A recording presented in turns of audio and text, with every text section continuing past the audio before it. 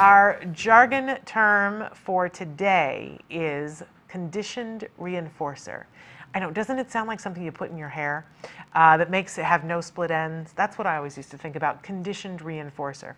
That's not what it means when we're talking about autism. So let's take a look at our actual definition. Conditioned reinforcer, a previously neutral stimulus, do you see why we do this?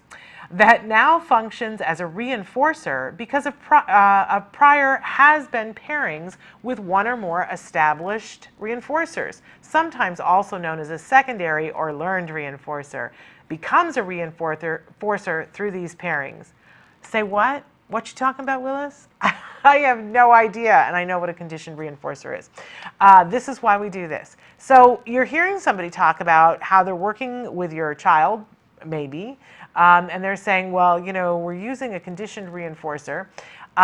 We want to understand what it means. So let's move on to our working definition and see if we can get a handle on what exactly are we talking about. Conditioned reinforcer is something that now functions as a reward because you repeatedly paired it with an item or activity that your child already loves. Now, we have the term child in there, but this could be anyone, right? I think the thing that when we hear about conditioned reinforcer, if you know about Pavlov and Pavlov's dogs, this is a conditioned reinforcer. So what you're doing is you're taking something like this pad of paper that, you know, this is not a big exciting thing to anybody. Nobody is going to go, woohoo, a new short pad of paper. I'm willing to do something really difficult for this short pad of paper, right? They're just not. It's not that exciting. Maybe for a very specific reason, somebody might find this exciting. But let's say that I have no other choice but to make this pad of paper really exciting to somebody. Because think about it. If you know, homework for our kids, homework is not woohoo, right? But I have to make it exciting enough that they want to do the homework and do well at their homework so that they're getting good grades, right? So you're taking something that maybe doesn't, from the outside, doesn't look like it's exciting, and we're now going to pair it with something that is exciting. Now, we can pair it with a primary reinforcer like food, or we can pair it with something that the child finds exciting or the adult finds exciting. So here I've got my iPhone, and a lot of kids really like an iPhone and find it very reinforcing. So if I want to make this pad of paper really reinforcing, I'm going to pair it with the iPhone over and over and over again. And how do I do that? You know, I might say, here, you know, you know, draw something on this piece of paper, and if you do, I'm going to give you the iPhone. So I'm making a connection in the other person's brain of this piece of paper, whenever it shows up, the iPhone shows up. And I want to have it be, you know, directly as together as possible. So it can't be draw something on this piece of paper and a half an hour from now I'm going to give you the iPhone. That's not going to work. It's got to be pretty immediate, if not at the same time.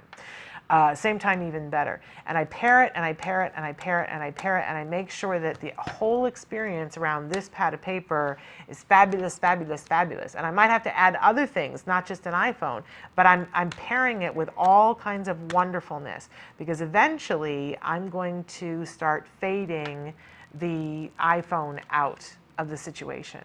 That maybe we just begin with the iPhone and the iPhone goes away and we're just working on the pad of paper, or maybe the iPhone comes in a couple of seconds later, but I begin to have this separate after I've established, because over time, and it may take a year, right? It could very possibly take a year, it could even take 2 years, but over time, this pad of paper is as reinforcing or close to being as reinforcing as the phone was, if I've done it right.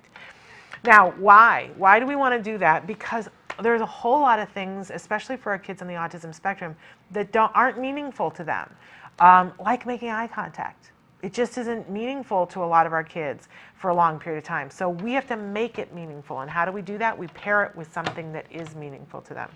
Or how about speaking?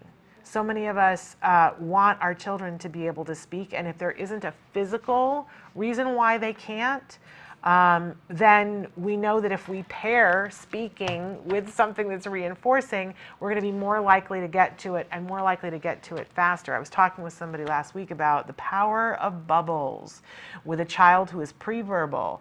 Oh my goodness, because they find the bubble, we're pairing the two of them together, they find the bubbles so reinforcing, and we're going ba, ba, ba, which is one of the first sounds that we make, and we find that if we keep going ba, ba, ba with the bubbles, if we pause eventually before we blow the bubble, the child will start to make the motion with their mouth of ba, ba, ba, and eventually we can coerce those sounds to come out.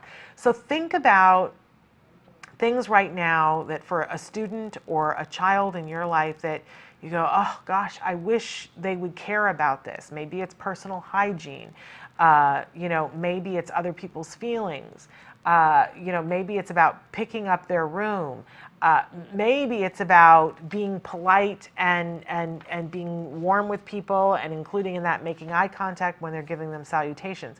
If we really want to take something that is not exciting to them and make it exciting to them, we can do conditioned reinforcement, pairing it with. By the way, one of the first things that we do, because our kids a lot of times are not reinforced by praise, is that we pair positive things with praise. A lot of times people find it very weird being around a child with autism that's getting intensive early behavioral intervention, because there's a lot of praise involved, going, yay, that was wonderful, yay.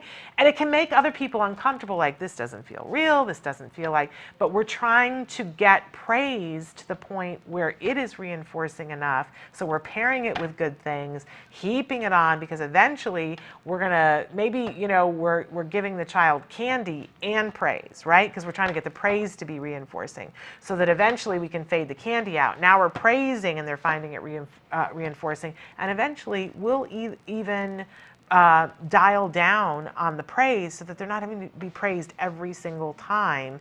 And we'll go to that sort of slot machine mentality where maybe every fifth time we praise them, right? Because it's enough to maintain it. But super duper important, if we want to make something reinforcing, we pair it with something else. Pavlov and the dog, eventually he did the bell, and the dogs, because they were so trained and conditioned that you ring the bell, we get food, that eventually he rang the bell and their bodies reacted, they salivated as if the food was coming.